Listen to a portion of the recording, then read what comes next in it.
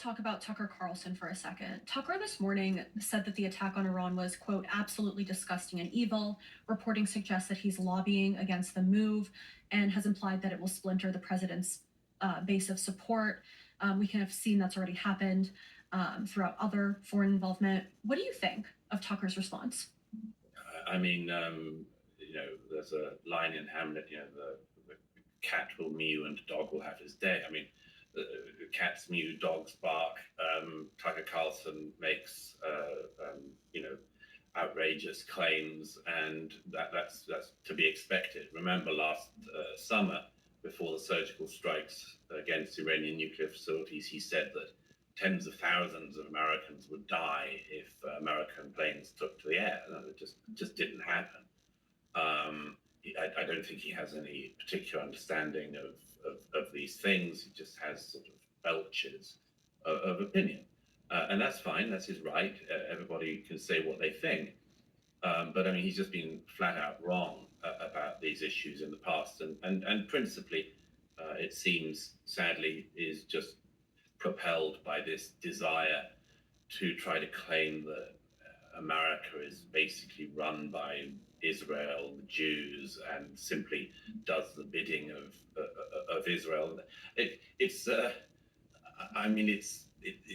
is what he says. This is what he does. This is what he believes. I'm afraid there's a number of formerly serious and prominent figures who just see everything through this lens these days. But it's important not to get distracted from what the actual story is, which is that the Iranian people have been repressed by this regime since 1979. This is about them. It is about them having a historic opportunity to actually take their country back. And just think of the number of times in recent decades, including the Green Revolution in 2009, think of the number of times that the Iranian people have come out onto the streets to try to protest this regime in their country, even to try to topple it. Every time those internal security forces, you were just talking about the Basij militia and others, use unbelievable, brutal violence against the people and make sure that they get off the streets. This seems to be the best opportunity the Iranian people have had since 1979 to actually get their country back. And that is the most important thing at the moment, not the belches of various. Just one more on it, though, because, Tucker might be wrong and outrageous, but he has a huge following and massive influence, particularly for a portion of the American right. Why do you think his followers, his fans, others on the right are so susceptible to his views and the sort of like conspiratorial line of thinking? Well, unfortunately, it's a sort of low resolution thinking, which conspiratorial thinking is always like that. You have an omni explanation for everything, and in a complicated world, some people like the idea of having a single explanation for everything, a single conspiracy to explain everything. But flattering as that can be, and simple as it is for many people, it's never a good prism to look at everything. I mean, just consider the fact that, for instance, I mean, even this morning, a government like that in the UK, which is led by a prime minister who's once again, it's a sort of rather comic in a way, in a difficult time, but once again has done a press conference in which he said, I just want to make completely clear that we are not involved in this, as if anyone thought that they were. But just remember that even those countries that are Britain and some of its European partners this morning that have said, effectively, we want to see de-escalation. Just note that even those countries have made important observation about the terrorism that the Iranian revolutionary government has been carrying out in their own countries. It's not just that the Iranian revolutionary government has been sponsoring terror in the region, launching wars in the region, colonizing country after country in the region, in the Middle East, Yemen, Syria, Lebanon, and so on. It's the fact that they have continued and do continue to this day to try to carry out terrorist attacks in other countries. The British Prime Minister this morning, as I say, he's no clearly no fan of this particular intervention. But the British Prime Minister this morning said that Britain has stopped 20 terrorist attacks just in the last year in the UK that have emanated from Tehran. That's not a small thing to have a terrorist regime that continues to send cells, to send munitions, to send hit squads, to carry out terrorist attacks in the UK, in Europe, in the United States of America. You know, that's countries like the UK and some of its European allies have taken the view that that's intolerable, but they tolerate it. President Trump, by contrast, has taken the view that that's intolerable and therefore he will not continue to tolerate it. And if this is the short surgical war that I would expect it to be, then there will be some howling from some of the MAGA base, some of the prominent podcasters and so on. Mhm. But I think they will continue to make outrageous claims that turn out not to be true.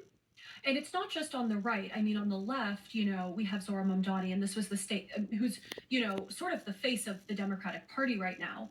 And just minutes ago, he put out a tweet that says, "Today's military strike on Iran, carried out by the United States and Israel, mark a catastrophic escalation in an illegal war of aggression, bombing cities, killing civilians, opening a new theater of war. Americans do not want this. They do not want another war in pursuit of regime change. They want relief from the affordability crisis. They want peace."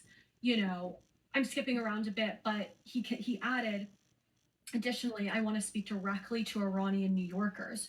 You're part of the fabric of the city. You are our neighbors, small business owners, students, artists, workers, and community leaders. You'll be safe here." What do you make of that response from Mamdani and that statement on the left? Well, I mean, Mamdani has not succeeded in clearing the snow from the streets of New York, and he hasn't succeeded in clearing the piles of rubbish on the streets of New York. So, of course, for him, as a very ideological person, for him, this is a sweet spot to not have to deal with snow plows, but instead to make grandiose foreign policy statements about issues over which he has absolutely no say, no influence, and much more. Of course, if he does mean it, of saying to Iranian New Yorkers they're safe, which is an important thing to say, he should have added, of course, shouldn't he, the caveat that that would include critics of the regime who have had Iranian death squads sent to their homes in New York, such as a hit squad sent to kill an Iranian exile critic of the regime in Brooklyn just a short while ago. Mamdani can't say that, of course, because that would require him to make an overt criticism of the revolutionary government and its ideology in Tehran. So instead, he does this a mixture of grandiosity and vagueness about it. But yes, I mean, that's what he should say. He should say critics of the Iranian regime living in New York will be safe. That would be worth doing. What do you make of the possibility of Reza Pahlavi taking over if the regime falls? You've met him. Do you think he's the right leader that Iran needs right now? I think that this is a very tricky corner. There are many people in Iran and in the diaspora who do not simply want a return of the Pahlavis. My view with Reza Pahlavi is that it's important to take seriously his proposal to be an interim leader who could cohere the various factions inside the country and out. This proposal, which he's had on the table for quite some time now, is definitely worth taking seriously. There has always been a problem, and again, you've referred to it with previous guests.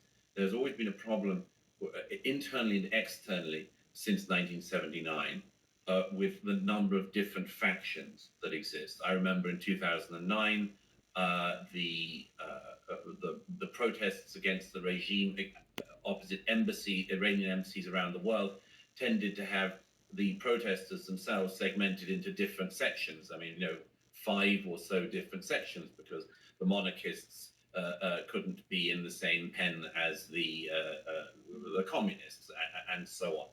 And I remember a friend of mine, Iranian exile, saying to me back then in 2009, we can't even unite when we're in opposition to the regime, and that's always stayed with me. Um, there are all these factions. It would be disastrous if the forces inside Iran that are opposed to the regime and the forces outside that are fell into factionalism, and that's why I do think that Pahlavi's most important role is if he could act as that convening figure. It's about the best thing I've seen on the table in the last year. But it's important again to state that this would mean that the future of the Iranian people is in the hands of the Iranian people. I think what many people would be opposed to is a leader being imposed on the country. But again, that's not in the Trump playbook, and I don't see it being anytime soon.